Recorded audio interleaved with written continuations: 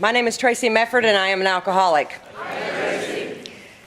And because of this wonderful program that has introduced me to a God in my life, I haven't had a drink since April the 5th of 1985, and I'm very thankful for that.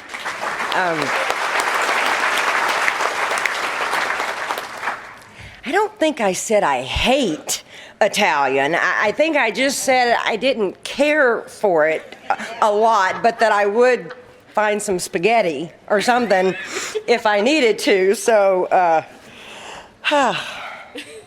didn't get the nap either. So, I want to thank the committee for asking, and Dave for calling me, and I have just had so many blessings since I got to Alcoholics Anonymous. A few years ago, I would have said that I didn't know anyone in AA from Missouri. And I got the privilege to go to Joplin to the Summer Hummer, and met some people there and played golf with some crazy people, and just had a really, really good time. And I've had a nephew in Missouri that maybe has a little bit of a drinking problem. It appears so, at least from our point of view. And although it's not really ever seemed to appear so to him. So, I thought, well, this is kind of cool that I know somebody from Missouri now. Not that I think that I'm ever going to need them necessarily, and I'll be darned if, it wasn't long after going to Joplin and meeting some folks from there that I actually got a phone call from my sister and said that her son thought that maybe he might have a problem with alcohol. And she said, I don't know what to do. I don't really know even, what you can do from there in Fort Worth, Texas. And I said, sis, call him and tell him that I will be calling him within just a few minutes. And I picked up the phone and I called Dave H. and told him what the situation was. And he said, I will get someone. And I immediately picked up the phone and I called my nephew and was proceeding to try to tell him that someone from AA in Missouri would be contacting him pretty soon. And before I could really get all of that out of my mouth, he said, I have another call coming in from such and such name. And I said, that's him. That's him. Hang up with me and go talk to him. I was reading on the badge tonight, and actually on the flyer as well, we are responsible for AA's future. Let it begin with us. And, the man that reached out to my nephew that day was Rondell, and I'll never forget that. So from where I sit, it does begin with you, and it begins with me. And I take that responsibility very, very seriously.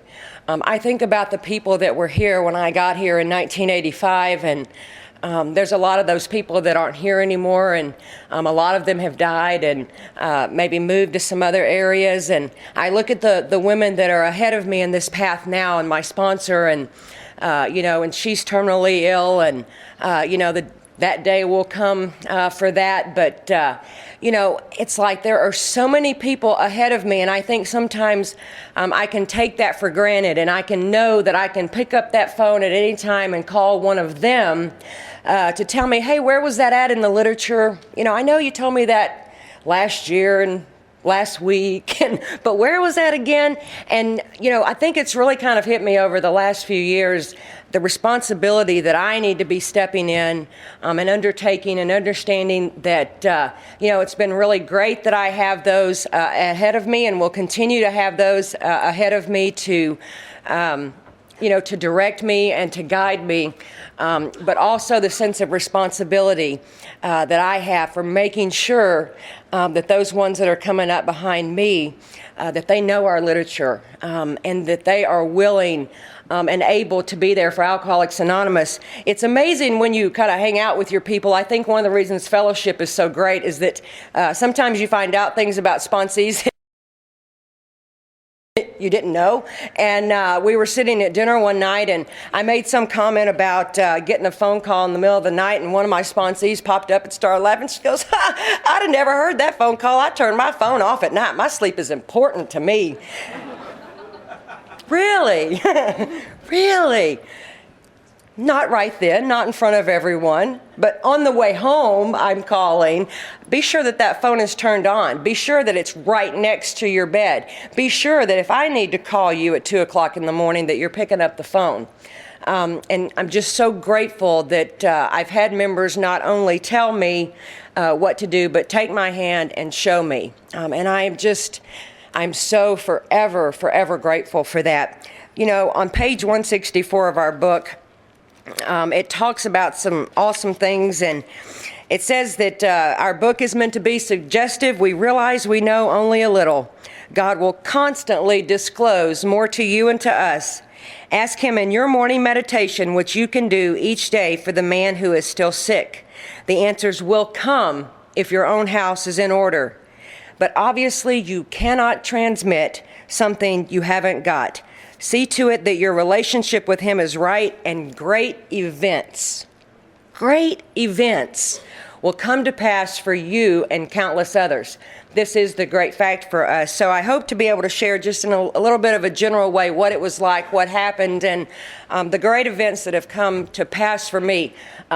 One other thing that I wanted while I was thinking about it, as you were standing up here, Josh, and reading, and we actually visited for a minute before the meeting got started, and he actually shared with me that he had been in prison, and I was asking him about how long that he had been sober, and, you know, was he sober during any of the point of the time that he was in there, and, you know, seeing him and hearing him share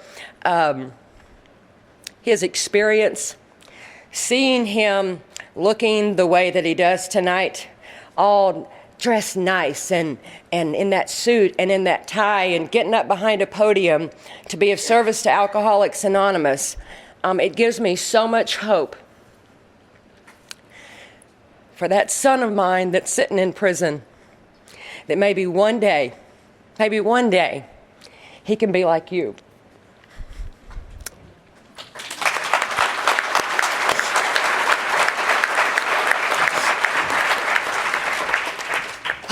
Gosh, I'm done with all of that already.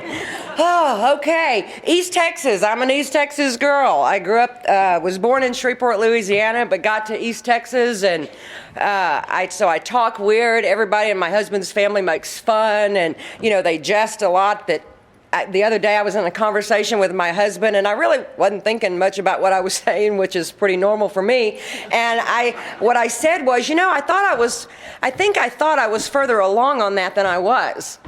And it was quiet in the car for a minute, and then I hear my husband, "You think you thought, so you weren't sure that you thought?" I mean, you know, so don't be surprised what might come out of my mouth. But that's just kind of what we do in East Texas, or at least what I do. And, you know, it was my brother and sister are 15 and 17 years older than I am, so I was pretty much raised an only child. I come from a Southern Baptist home. I don't know if I need to say much more about that. Probably not. We were at church all the time. I mean, if the doors were open, we were there. We even had a key. So, you know, we were there sometimes before the doors got open. You know, I was raised in a home where, you know, I knew that they loved God. The thing that kind of always I was never quite sure about, though, is it always seemed to me it was more important how we acted outside of the home than what went on the inside of the home. And it wasn't like there were these horrible, terrible, tragic things going on in my home. Certainly not anything like what I've heard you share in meetings. You know, some of you growing up in active alcoholism, and that was not my experience. It's kind of interesting to me, though, after hearing some Al-Anon speakers through the years. By the way, if you're an alcoholic and you're maybe newer in the program, or maybe not, but you don't know this, the Al-Anon meeting that's going on here this weekend, you're allowed to come. Just thought I would tell you, I didn't know that for a number of years.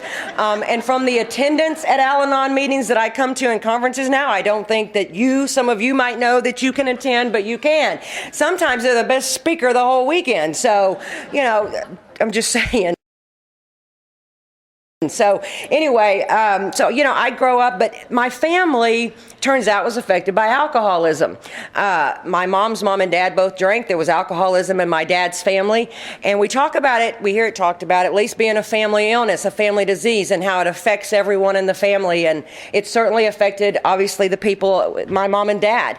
And even though there was no drinking in my home, looking back now, I see that there was a lot of the disease of alcoholism and its effects in my home. My dad was someone that didn't know how to deal with his anger, so when he got angry, he just didn't speak to you. And it didn't matter who he was angry at, he didn't speak to any of us. And, and that could go on for days, it could go on for weeks. I remember that was just devastating to me as a kid. I didn't grow up with any cussing in my home, no smoking, no drinking, no cussing. I've never heard my mother say a cuss word, and my dad only twice.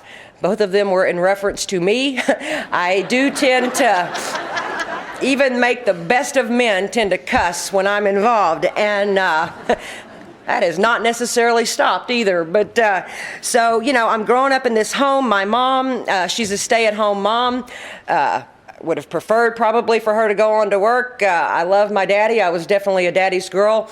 And just growing up, there was always a feeling in me that I don't know where it came from, I just had this feeling that there were going to be expectations of me that I was not going to be able to live up to. Don't know where that came from.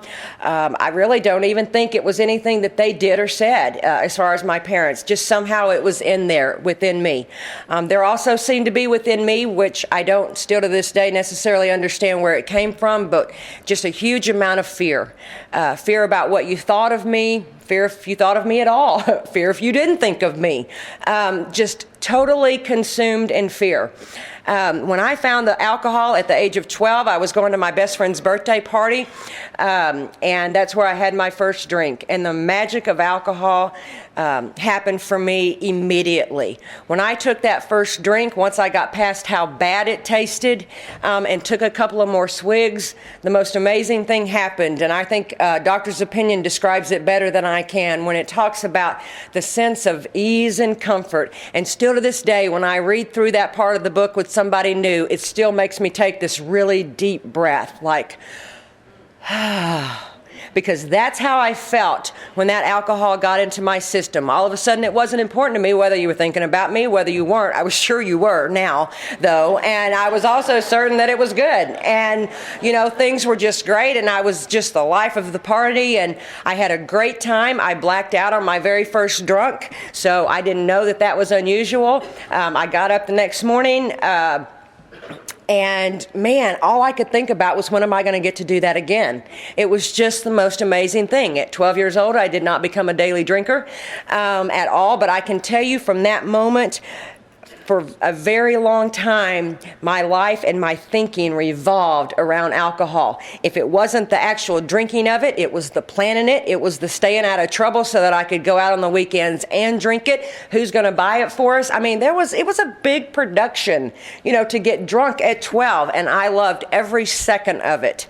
I graduated from high school, went off to college. My parents provided me with the opportunity to get an education, and what I did was I drank it away. I got to college. All of a sudden, I didn't have the rules and regulations that I had lived with my entire life, and the party was on. I was drinking from the time that I got up in the morning until, I passed out at night.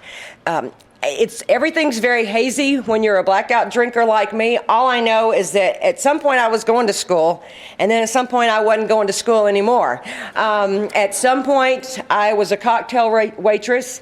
At some point I got promoted to bartending. I am not going to apologize, because I got to tell you, bartending, early 80s, I think it had to have been the best gig ever in the world. It was not only accepted that we drank, it was promoted. We all came in first thing, and first thing for me was 10:30 in the morning, because it was a restaurant bar and I had to get the bar ready to open at 11. We had our first drink of the day. And then, I was off and running. I would drink all day long. I would get off work. I would go to now a friend's bar, and I would drink at their bar until I passed out. I would go home and do this all over again. I got my first DWI somewhere along the lines. It really shouldn't have happened, though. And the reason I say that is because the next morning, my attorney, I used to say that and just kind of leave it there like I actually had someone on retainer. Really, he was just a very good customer at the bar. And so my attorney came and got me out of jail, and we went to go get my car from the impound lot, and it wouldn't start. It was out of gas. So in my mind, it's like, oh my gosh, if I just gotten another 100 yards, for God's sakes, I couldn't have gotten a DWI. And so, that was just an accidental mishap, should have never happened. My solution to that was to not drink and drive. So I left my car sitting at the bar for 2 weeks and got rides home. After a couple of weeks, the bar said I needed to move it. I got to drink and drive again. And so I went back to doing that. Some people that I knew were getting into some serious trouble. And I thought that maybe a change was in order. I remember one day I was at the restaurant and I was drunk as usual. It was a day off, and my mom called me at the restaurant to tell me that my dad was coming to bring me my bed. I don't know how they knew I didn't have a bed. I don't really remember much about it except that I thought, my gosh, I'm drunk. I've got to try to sober up. I go to my apartment. I must have passed out. I came to with some banging on the door. I opened the door and my dad was there, and he was upset, angry, so we don't say a word. I follow him out. We get the bed. We bring it inside. I'm certain that, knowing my dad, that we probably set that bed up. And then he went to leave, and we have not uttered a word to each other. And I remember him opening the door, and he turned back to look at me, and I could only see one side of his face, but there was a steady flow of tears streaming down his face. And he turned and he walked out that door, and I remember standing there thinking, what is your problem? Really, what is your problem? I mean, granted, I'm not living the life that you would have me live, but who wants to live that life? I'm living the fun life, And besides that, I'm not hurting anybody but myself. I'm not hurting anybody but me. I mean, I live 2 hours away from your little precious town of Dangerfield, where you would be worrying about your reputation. Nobody knows what I'm doing here. Certainly, I understand today, probably at a level that I could have ever gotten to, just in the fact of, watching my son go down that path as well, and sitting back watching him only hurt himself. So anyway, I remember that like it was yesterday, and but I just kept on doing what I was doing until I decided I needed to make a change, and so I decided to move back home with Mom and Dad. It was the only option I really knew of to get away from some of the people that I was associated with, and my fear of getting into trouble like they were getting into trouble. So I moved back home with Mom and Dad, and I made a very conscious decision, and that is I need to not drink and live at their house. And that's what I did for 30 days. Oh my gosh, it was the worst 30 days of my life. I mean, and I think that's such a big part of how I understand about alcoholism today. Our literature talks about and goes through the different types of drinker, whether it's just the occasional social drinker or whether it's the hard drinker. The hard drinkers are tricky because they can sometimes, by outward appearances, really look like one of us. But the real key to it is that if they are told, hey, I love you, honey, but if you don't stop drinking, I'm going to leave. Ooh, I got to stop drinking. And their life gets better. Or you know what, you've got some serious medical problems as a result of your drinking. You need to stop drinking or you're going to die. Oh, I got to stop drinking. And they stop drinking, they get better. They get better physically, and their life gets better. For me, because I always sensed alcohol was not the problem, and I really didn't know how accurate that I was, because it really was my solution to living. It is that ease of comfort. Oh my gosh, I can deal with life when I have alcohol in my system. Without any sufficient substitute to alcohol, then I am just left crazy, nuts, restless, irritable, and discontented, our book talks about. And that was me for that 30 days. And I tried to stay really, really busy during that 30 days and just really trying to outrun myself. I went over to help a friend move, and she held up a bottle and said, let's have a drink. And I said, I'm not drinking. And she said, I know, and I'm really proud of you, but I've only got enough in here for us to have one drink. And I share this with you because it, honest to God, is my one and only story of meaning to have one drink. I had that one drink. All I know is I came out of a blackout in my car on the grass on the side of the country road, facing the wrong way for the side of the road I'm on. Not one time did I stop and think, gosh, I wonder how I got here. Ooh, I wonder, did I have a wreck? Not worried about any of that. What I am really concerned about is the fact that I have spilt my drink. And I am just furious about it. And I was up telling my story one day, and I don't know why, but all of a sudden this thought came to me that maybe I really hadn't spilled my drink. It seemed to me that I had because my pants were wet. And it just hit me like right in the middle of telling this story, but it's my story, so I say I spilled it, so I spilled it. And So now the frantic search begins in the car, looking between the seats, under the car mats, just to try to find enough change to get the next drink. I don't know anything yet about phenomenon of craving. I don't know that it's the first drink that gets me drunk, not the last, not the 10th, not the 15th. It's the first one, because the first one sets off in people like me this phenomenon of craving that says you have got to have more and more and more. Combine that with the obsession of the mind, and it is an absolute deadly illness that we deal with. But I'm frantically looking for that change. I find enough change to get one more beer at that store. I remember coming to in a bathroom of a bar, and the next thing I know, I came to at somebody's house I knew, which was kind of a novel thing. But all I can tell you from that moment till I got to you for the next 6 weeks, I was not to draw a sober breath. And that's really saying something about the desperate place that I was in, because I'm living at my mom and dad's, and I am drinking nonstop all the time, and I don't care. I have been taught to care what everybody else, especially them, think. And I just don't care. I don't know what has changed. I don't know what has happened. But I'm driving all the way from Dangerfield to Kilgore, which is probably an hour and 10 minutes, to be sitting in the liquor store parking lot at 7:45 to go in at 8 o'clock to then sit in my car all day and drink. I'm the social butterfly. I'm the bar drinker. I'm the gal dancing on tables. In the last 6 weeks before I was here, I was not to draw a sober breath, and I sat in my car. I got my second DWI, and that is my what happened. I came to in jail. The next morning, my parents got me out. That was on a Saturday morning. This was horrible, because now we're rolling into Sunday. My dad gets up and goes to the First Baptist Church, where we've gone my entire life. I still don't know to this day whether my mom didn't want to go because she was embarrassed, or she just figured at this point the Baptists weren't getting it done. And so she took me down the road to the Life Tabernacle Church. Now, at the Life Tabernacle Church, they lay hands on you. And please, Lord, don't hear me saying anything bad about that, because I have not had a drink since I got laid on hands, So I am not talking badly about it, but I can tell you the little Baptist kid was a little freaked out by what was happening. And, the amazing thing, I went to that Life Tabernacle Church one time, and I ended up in treatment that next day on that Monday. I didn't see none of them First Baptist Church people that came to see me at the treatment center. None of them came. But those Life Tabernacle people, they came up to the treatment center. They circled me up again, lay their hands on me. And I'm just saying, I haven't had a drink since then. Now, I don't know 100% for sure that that's all that it was that did it. So I keep coming just in case I still maybe need a little something.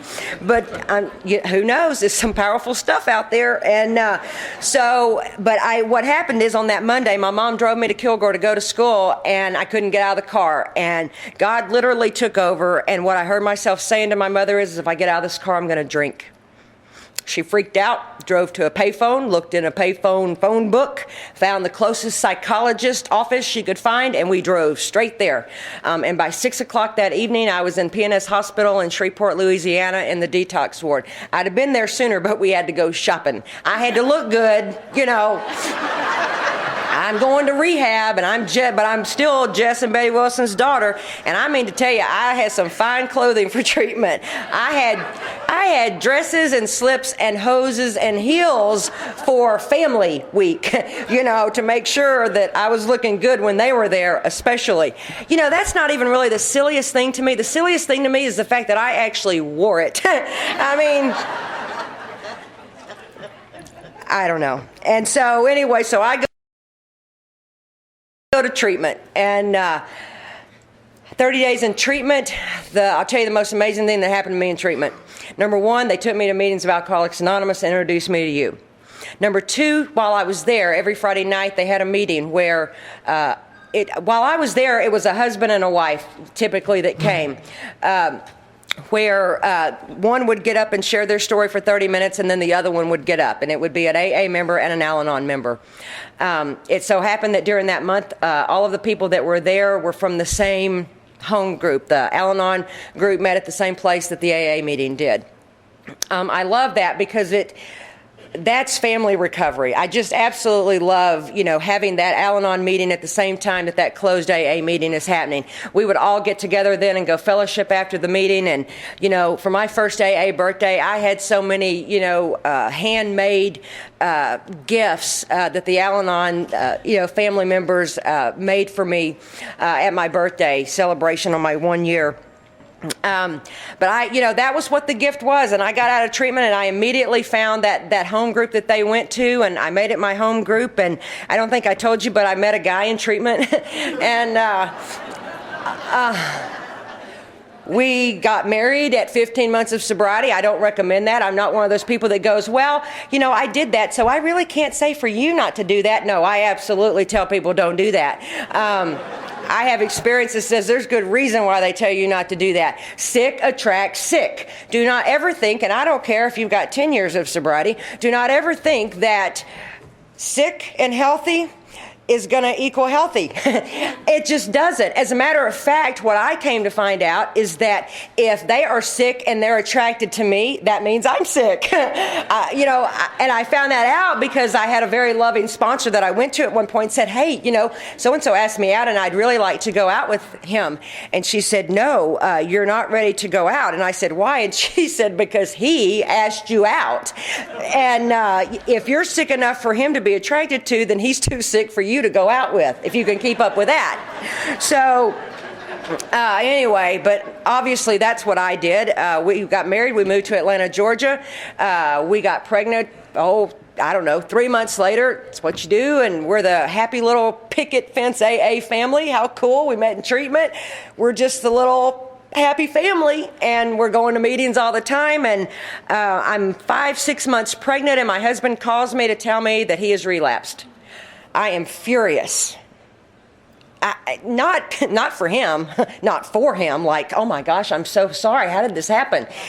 My God, look at what he did to me. I mean, I am pregnant with your child. I am your wife. How could you do this to me? I hadn't grasped the concept yet of love the alcoholic. Hate the disease, but love the alcoholic.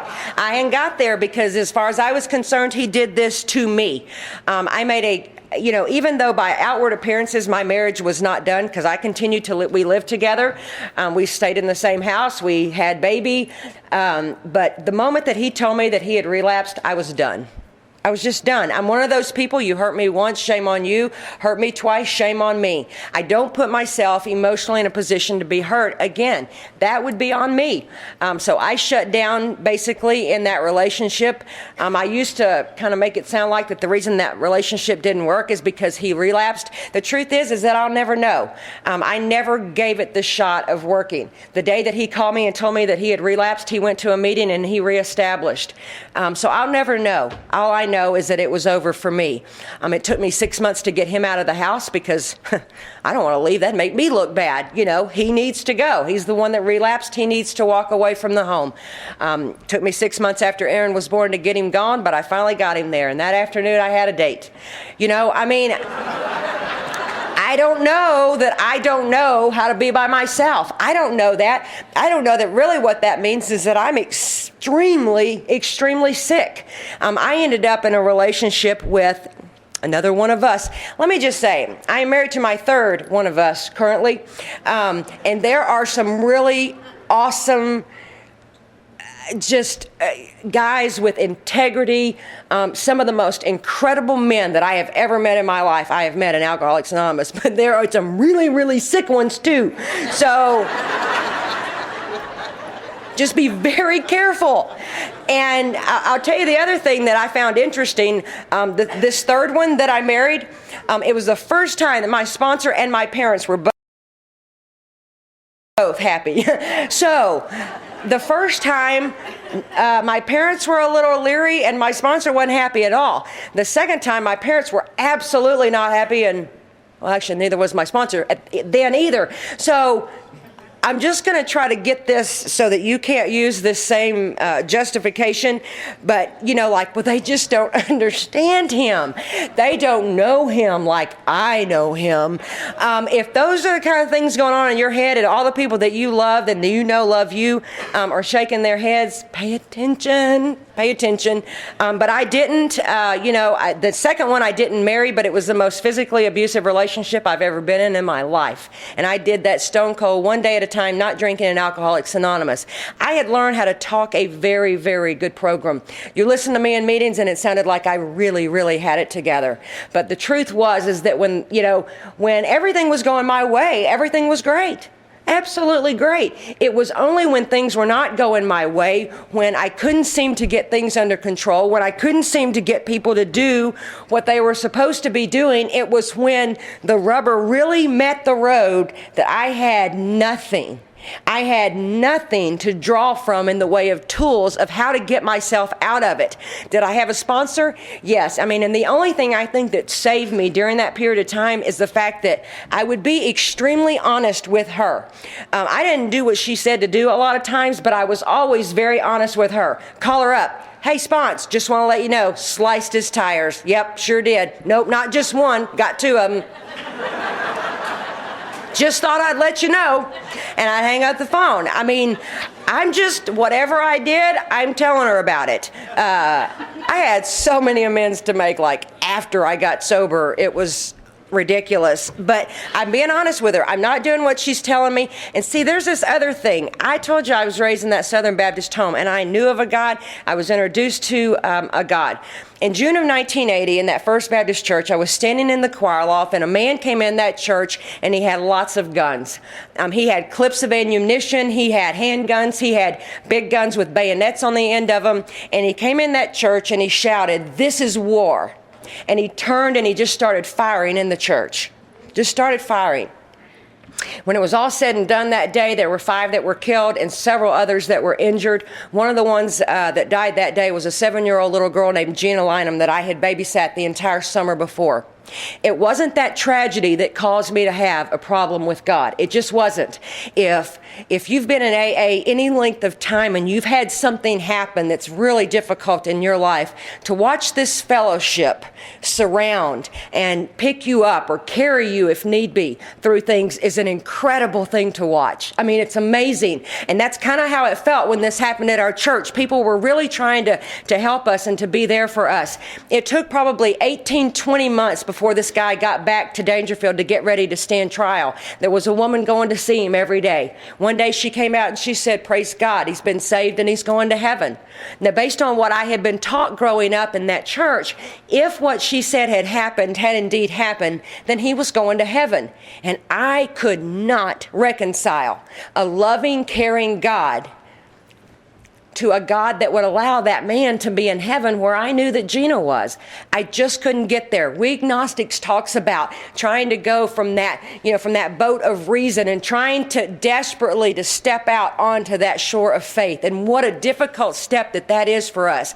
And it was that same kind of difficulty. I just could not get there. And I made a very conscious decision at that point in time. You know what? I don't want anything else to do with you. I'm done. I was 17 years old. I'm still living in my parents' home, so I'm still going to church. That's what you do in my parents' home, certainly if I wanted to continue to drink. So I continued to go to church. Everything on the outside changed, but everything on the inside had changed. There was no fear about that decision. It was almost a sense of relief, like, whoo, got one less thing that I've got to worry about disappointing. That's how I felt. I came into Alcoholics Anonymous. The first thing in treatment, I see the steps on the wall. I remember going through, we work them pretty quickly when we're new. I look through the steps. I see the first one says, came to believe in a power greater than ourselves.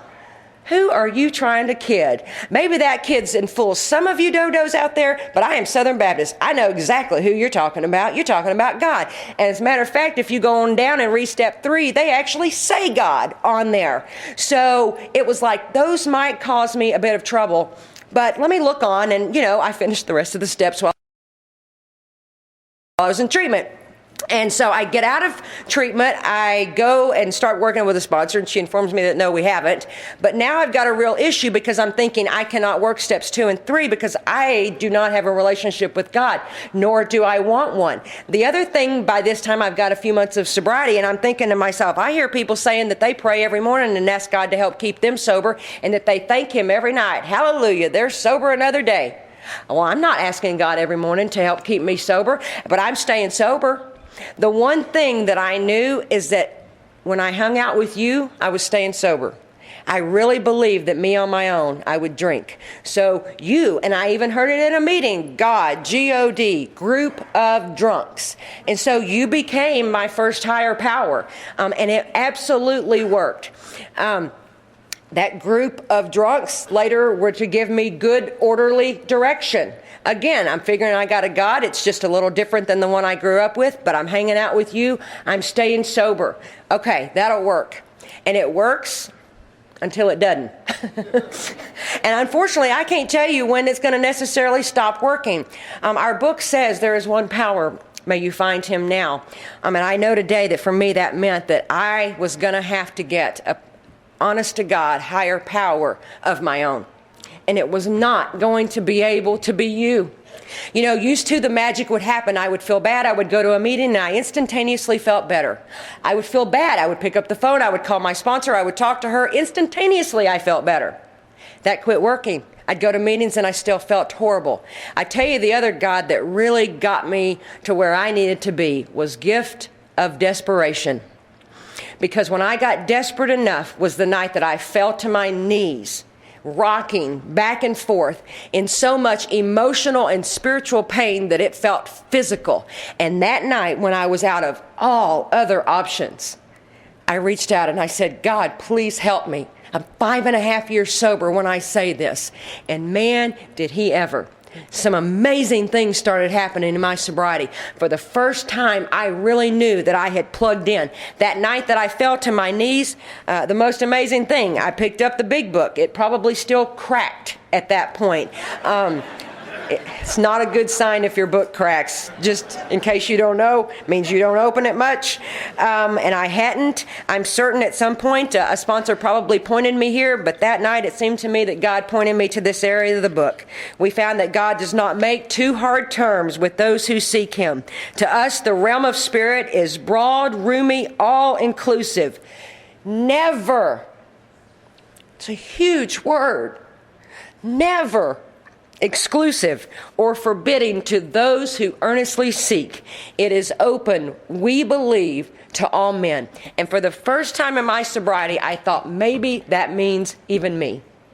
And I started turning things around and doing a lot of things differently and following sponsors' direction. And I got in and I started working steps. In fact, I got so well, I met another him. And still a sponsor shaking her head, but I'm certain, at least this one's got a job. That must be love. And And let me tell you one other really cool thing. I'd been dating him a month. I had a motorcycle when we met, and a month after we started dating, he got him a motorcycle. How romantic is that? He wanted a motorcycle to ride with me, his beloved. Now, he did not pay his rent that month. Because he bought the motorcycle, but isn't that so romantic? No, it's not. For anybody that's thinking maybe it is, what that means is for the next however many years that you're going to attach yourself to this man, he's not going to pay rent. That's what that means. And that's exactly what happened. We got married at 6 months because I was so certain he was sent from God. Because see, our book talks about this too. It's amazing, the stuff in here. It says when you start to get this new relationship with God, be very, very careful. Sometimes you can actually start to think that the great things that are in your head are actually of God. It talks about that in this book. It talks about it in the 12 and 12. It talks about it everywhere. And yet I was just certain he was of God. I knew it. And for the next 7 years, it was to be insane. We saw the country via U-Haul. He just had a hard time keeping a job. And so we moved a lot. And we finally ended up in the Dallas-Fort Worth Metroplex. Thank you, God. I found the woman that is still my sponsor today. And she actually wanted me to start doing some things differently. See, it's real easy for me to blame it on him. As a matter of fact, our book talks about, it's amazing, this book, really, the stuff that's in here. Let's see, where it talks about how we're just such the tornado running through people's lives. And, you know, we start to think, wow, isn't it great? Man, I have actually stopped drinking.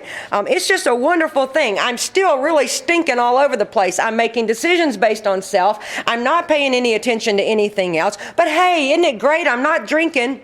And that's the kind of example of Alcoholics Anonymous that I was to my family. Horrible.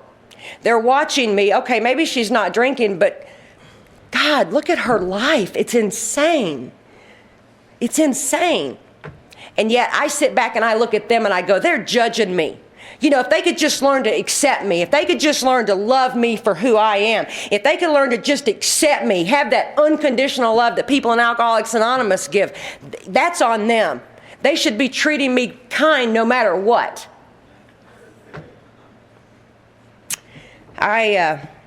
During that period of time when I was married to him, we ended up living in a tent out at Joe Pool Lake. We, you know, when you can't afford to pay for a place to live, they kind of want you to leave. And we put our things in storage and we went out and lived in a tent. I want a little disclosure. There were people that offered a place for my son and I to come and live. They just did not want him coming as well. Oh, and I can't leave my husband. So we lived in a tent for 6 weeks. I'm here to tell you, you can stay sober, live in a tent, and, you know, and get through it. And we did. And God ended up helping us to find a place to live, literally. And but ultimately, that marriage, I was able to finally walk away. He had an affair with one of the girls I sponsor. And, you know, the great news that happened before that, though, is that I really, truly started practicing spiritual principles, whether he was or not. Even if he was yelling and screaming, I didn't participate anymore. I started treating him with kindness, even though he was nothing but ugly to me. I started doing those things, and a most amazing thing happened. It turns out that it wasn't him that was making me so miserable. It was me that was making me so miserable. And as a result of changing my actions, I got peace, I got freedom. And so when that day came that I found out about the affair, was I angry and hurt? No question. But a short time later, was I able to look back and see where I had truly done everything that I could do, that I could have no regrets in the situation? Absolutely. Freedom, great events coming to pass. The great events haven't necessarily been the great brand new car, although I did just get one of those recently. Stay sober 26 years and it's just amazing what can happen. It's not the great house, although I really have kind of a great house today too. That freedom that I got, that's the most amazing thing. Knowing that I was responsible for how I felt, not another human being. I busted my butt. I did everything this sponsor told me to do, and my life started showing the results of that in the most amazing way. My parents, I told you I had issues with them. I thought it was because of how they were treating me. I really wanted my relationship with them to be different, but I didn't know what I needed to do. Again, when I'm truly, honestly seeking the answers, God will put just the right person with just the right information in my life. And He did, in the form of somebody talking about their life, their experiences. We had so many similar experiences. She talked about her parents and the amends process, talked about sitting down and making these amends with them, which I had done. And then she talked about the money. Oh, no. I hadn't done a thing about the money. I knew I owed him money. I knew I owed him a lot of money. But I'm a single mom most of the time. I'm living paycheck to paycheck. How in the world can I afford to do anything like that? One day at a time. That's how we do it. I sat down and I talked to my sponsor, and she said, Traci, how much do you owe him? I'm like, I don't know, a lot. She said, well, what can you afford to pay him every single week, no matter what happens? And we looked at my finances, and I decided I could pay $25 a week. You know, I found out it wouldn't have mattered if all I could have paid him was 25 cents a week. And get this, the relationship with them doesn't change on the last payment. It changes on the first. Because I was the one that changed. I was the one that realized the reason I'm uncomfortable around them is not because of the way that they're treating me. The reason I'm uncomfortable around them is because I have not cleared away all the wreckage of my past with them.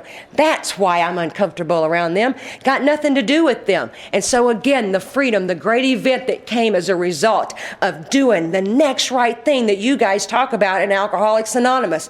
An amazing thing. I met my husband, this third one that I'm still married to.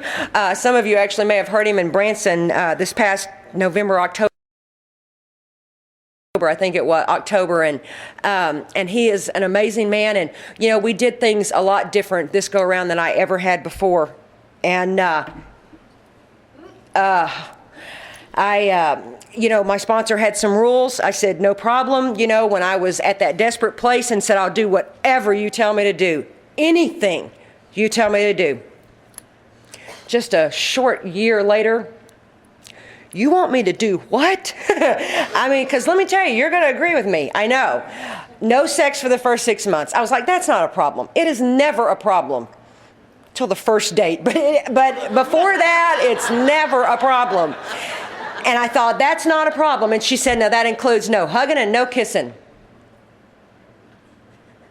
Don't you think that's a little drastic? I thought it was horribly drastic, that she was taking it a bit too far.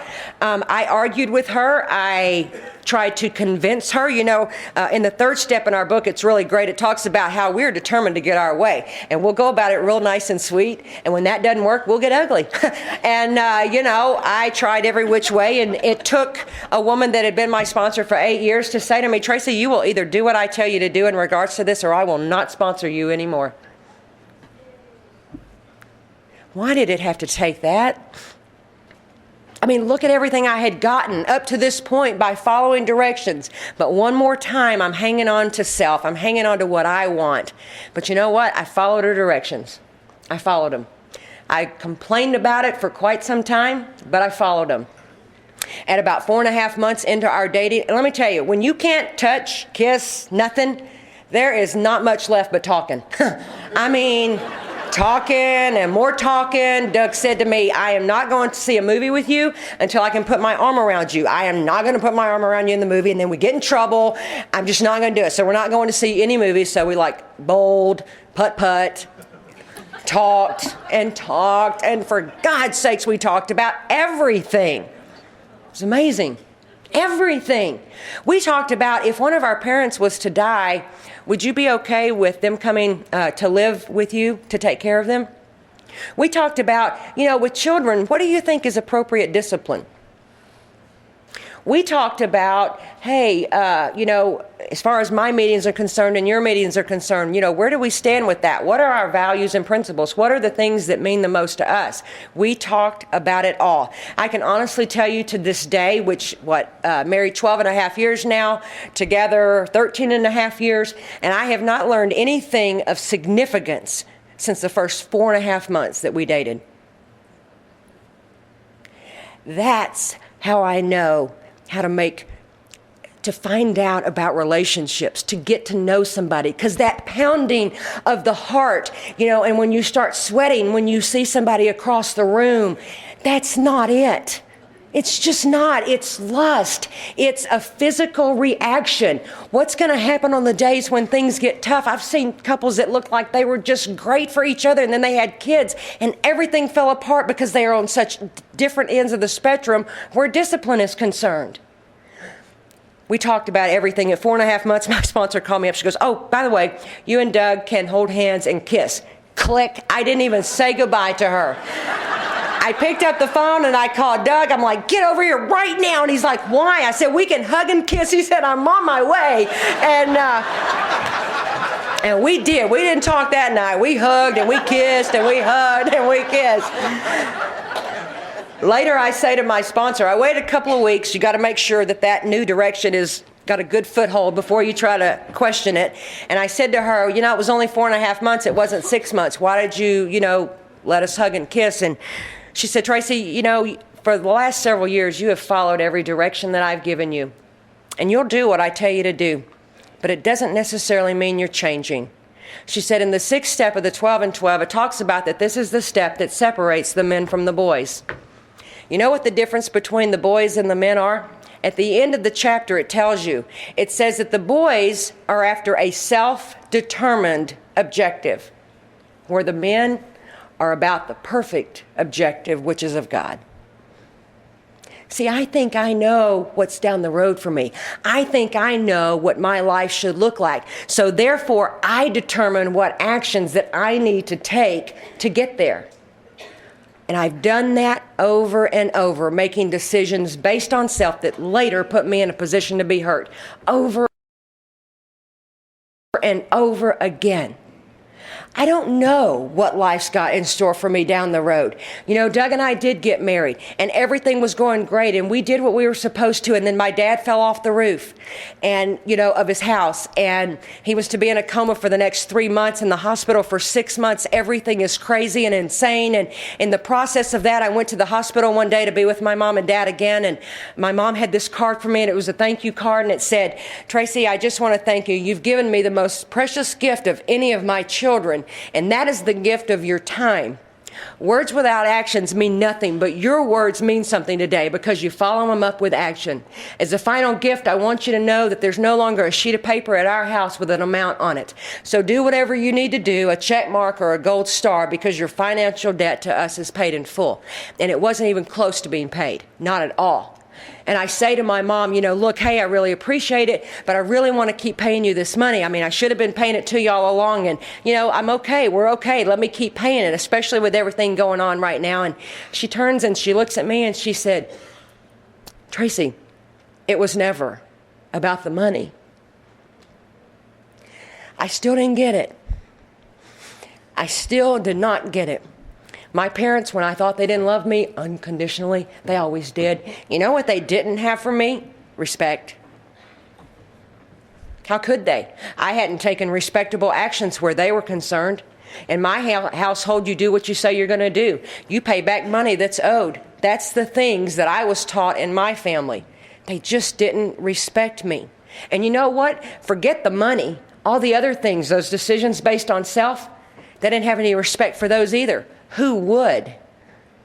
The way that I treated my son, the relationship and from man to man to man, these real great guys that I just have to have, and I put my son in harm's way because, hey, if it's hurting anybody, it's only hurting me, not him. Not even thinking about him. I'm thinking about what I want.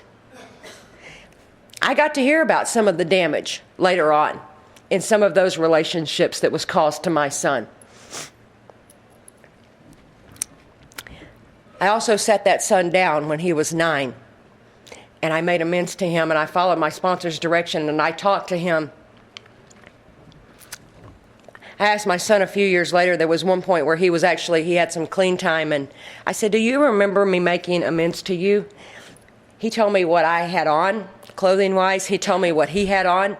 He told me what restaurant that we were sitting at. I could have told you none of it. It had an impact.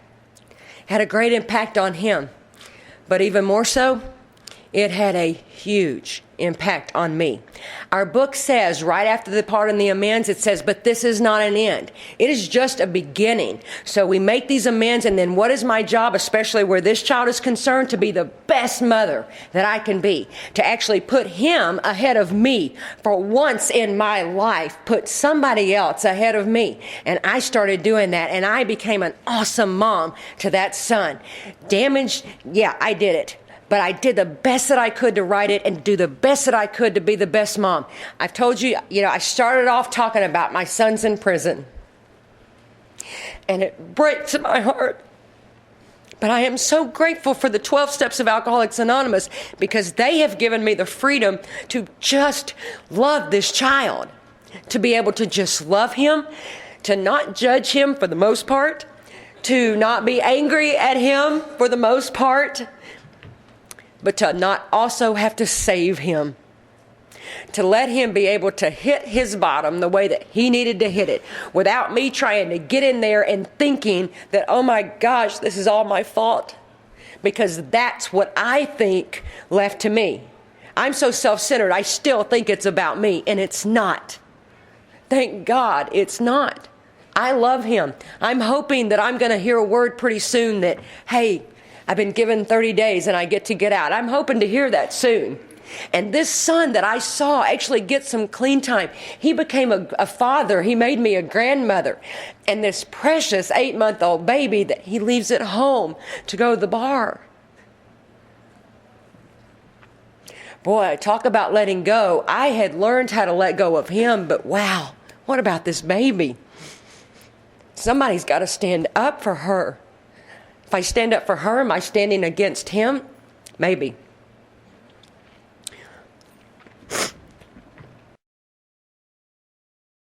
I get Audrey every week. I get her on Sundays to Monday. I get to see that precious little girl every single week.